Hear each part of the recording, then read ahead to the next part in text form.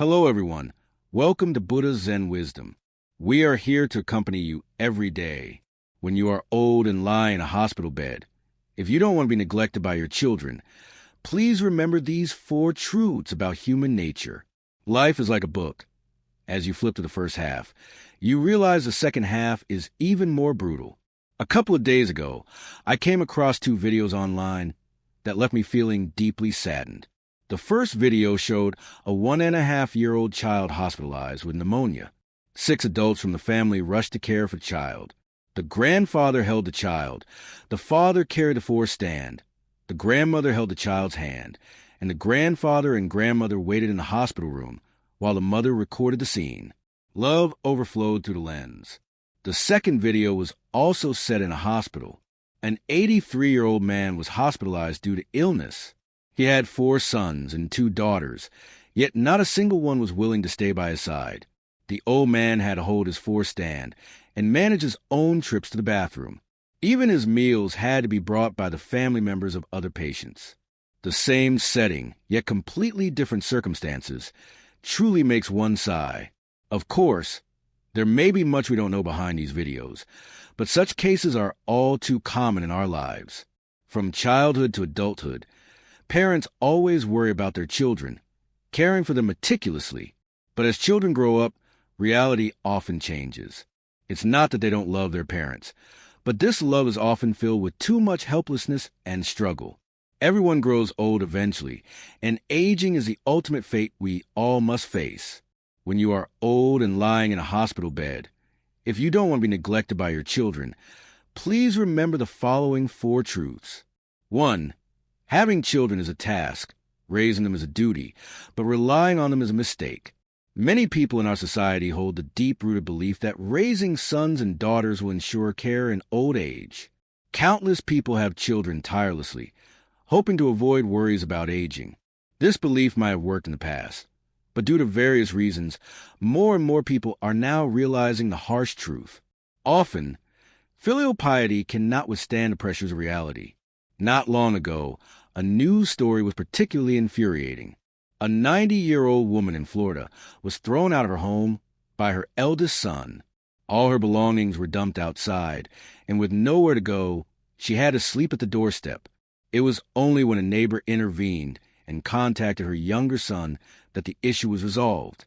The grandson, seeing his 91-year-old grandmother sleeping outside, was furious.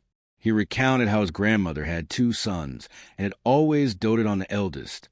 When the family divided responsibilities, the eldest son was supposed to care for the grandmother, but instead, he and his wife treated her horribly, neglecting her when she was sick, even abusing her and denying her food. What's worse, the house the eldest son lived in was actually the grandmother's, yet they forced her to sleep in the chicken coop and eventually threw her out. The grandmother probably never imagined that the child she once loved the most would treat her so cruelly. There's a heartbreaking saying, parents loving their children is instinctual, but children loving their parents is a matter of character. If you place all your hopes on your children, you may end up deeply disappointed. Of course, I'm not saying all children are unfilial, but the filial piety of today's generation is not the same as it was in the 1960s.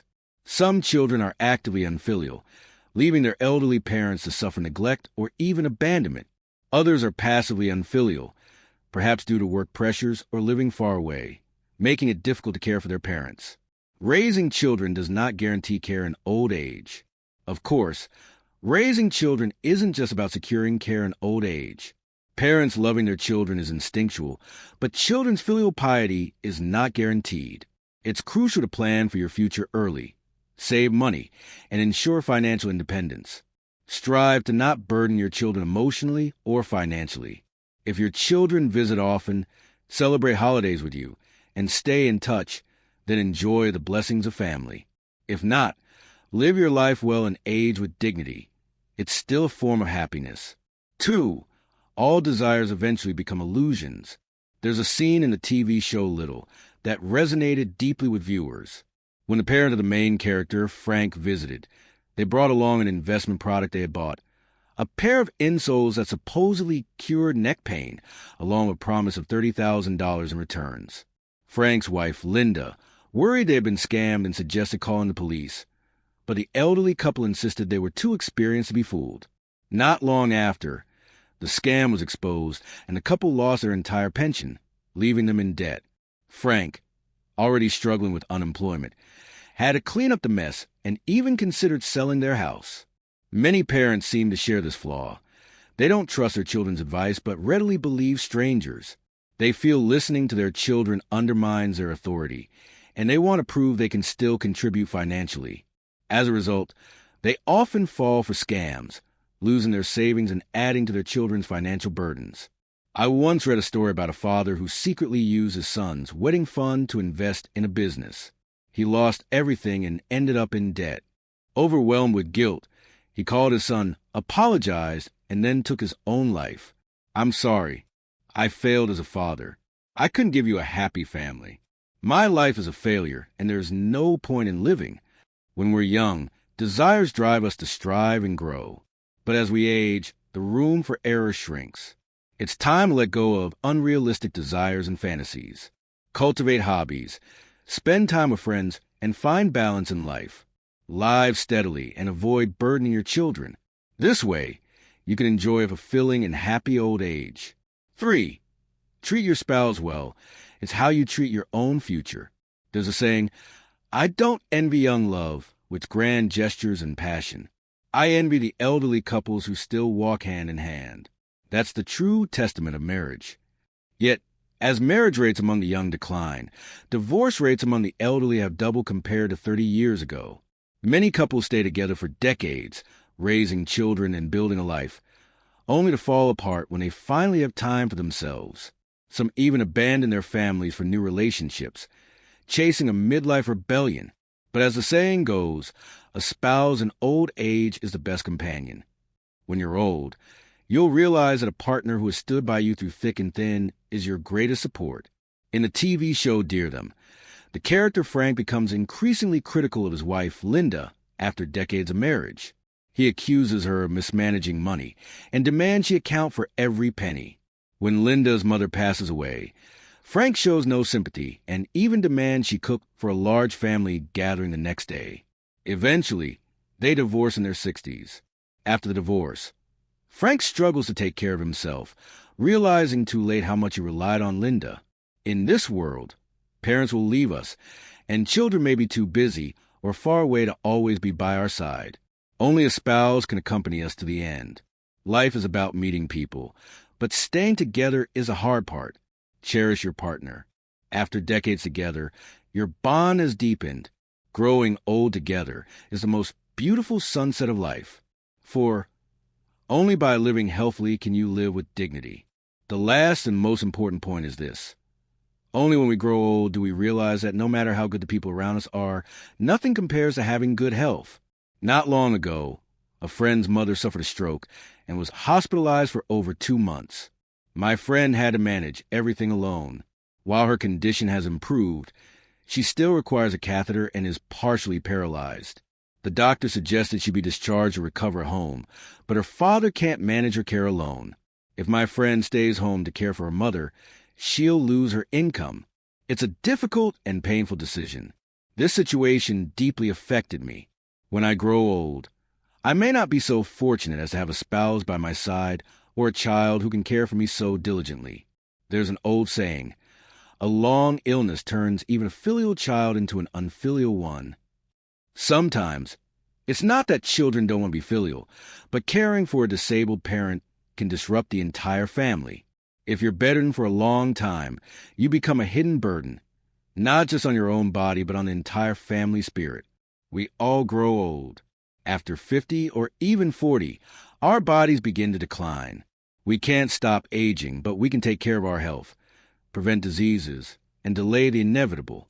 As the actress once said, "I exercise and take care of my body not to resist aging, but to stay healthy and accompany my children longer." Don't I owe it to my children to take care of myself? If I'm not around, what will they do? Many parents spend their lives worrying about their children, first about their education, then about their careers and families. Even in old age, they worry about becoming a burden. But what children need most is for their parents to be healthy and free from illness. Even in old age, being able to call out mom and hear a response is the greatest happiness. I believe most children are filial, but the prerequisite is that you have a healthy body. Living healthily and with dignity allows you to enjoy the blessings of family for longer. The second half of life is often harsher than the first. These words are meant to make you pessimistic, but to remind you that life is a cycle. When we're young, we care for our children. When we're old, we realize that the only person who can truly care for us is ourselves. Far-sighted people prepare for their future while they're still young and energetic. They nurture their relationships, their mindset, their finances, and their health. A spouse is a walking stick. Children are support. But you are your own backbone. Health is wealth. Only then can you truly age without worry. When you're old, you'll realize that being neglected by your children isn't about money, but these 4 reasons. According to recent statistics, the population aged 60 and above has surpassed 300 million, accounting for 22% of the total population. The issue of aging is becoming increasingly urgent. On one hand, young people face survival pressures. On the other, the elderly face care challenges. Everyone grows old, but many of today's elderly never had to care for their own aging parents and don't understand the difficulties involved. The traditional belief that raising children ensures care in old age is deeply ingrained. In the past, when life expectancy was shorter and medical technology less advanced, elderly parents didn't have to care for disabled elders. If you're fortunate to have considerate elderly parents, your life might be easier. But if your parents are selfish and fearful of death, even multiple children may struggle to care for them, especially when they themselves are in their 50s or 60s and have grandchildren to care for. People often say, "You don't know the taste until it happens to you." Those who have cared for elderly parents understand the exhaustion. Some elderly people lament that they don't have the happy life they wanted in old age because they didn't have enough money to support their children, leading to neglect. Disabled elderly often see their children complain online.